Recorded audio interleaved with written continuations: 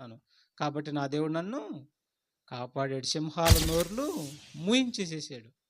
అంటే దానియేలు గారి యొక్క బాధలో తోడుగా ఉన్నాడా? మరి లేడా? మరి నోవహు బాధలో తోడుగా లేడా? మరి చూడండి. షడ్రక్, మేషక్, అబేద్నెగో యొక్క బాధలో తోడుగా లేడా? లోతు బాధలో తోడుగా లేడా? ఉన్నాడు. వారేం చేస్తే తోడుగా ఉన్నాడు? మాట వింటేనండి. ఈనాడు ప్రపంచానికి ఇది తెలియాలి. ఈ నిజం తెలియాలి. నువ్వు విను, నువ్వు నడు, నువ్వు పాటించు. రోగమా, వ్యాధా, అసలు వాటి పేరే ఎత్తకూడదు అసలు దేవుడి ఎదుట. అసలు వాటి గురించి మనం ఏమాత్రం ఆలోచించనే కూడదు. ఎందుకంటే రోగం దేవుడికి ఎదురు చెప్పిద్దా? బాధలు ఎదురు చెబుతాయా? అస్సలు పత్తా లేకుండా వెళ్ళిపోతాయి.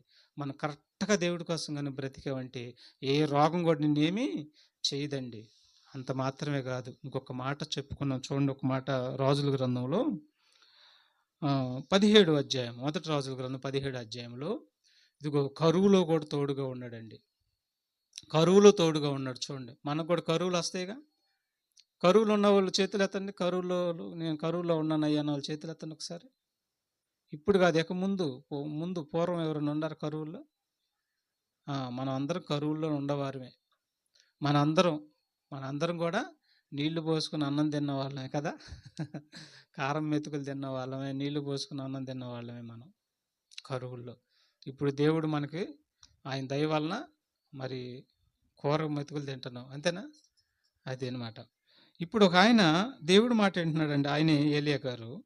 ఒకసారి మొదటి రాజుల గ్రంథం 17 అధ్యాయం 4-6 వచనాలు చూస్తే, దేవుడి వాక్యానికి లోబడ్డాడు. దేవుడి వాక్యానికి లోబడినటువంటి అతను మరి భయంకరమైన కరువు వచ్చింది. 3.5 సంవత్సరాలు కరువు, వర్షం లేదు ఆ ప్రాంతంలో. ఏలియా గారు ఉన్న ప్రాంతంలో వర్షం లేదు. అలా లేనప్పుడు దేవుడి మీద ఆధారపడ్డాడు. చూడండి, దేవుడి మీద ఆధారపడ్డాడు, దేవుడి కోసం బ్రతుకుతున్నాడు.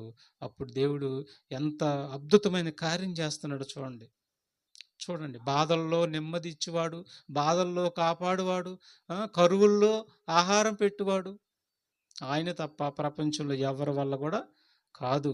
చూడండి ఇక్కడ,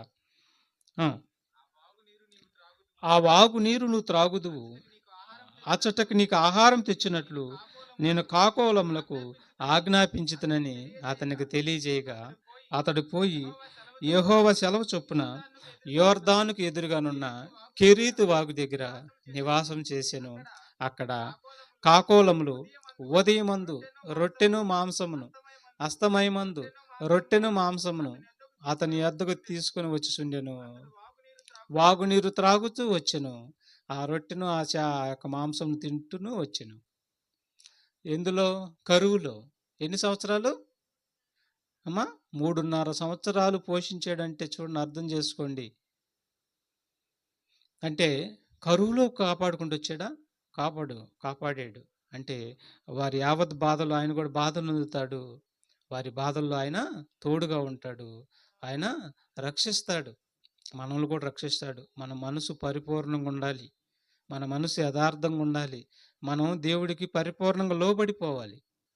మనము దేవుడి సాక్షిగా నిలబడాలి ఈ ప్రపంచంలో. అలాగ మనం దేవుడి సాక్షిగా నిలబడితే అసలు నీకు ఎన్ని అద్భుతాలు దేవుడు చేస్తాడు.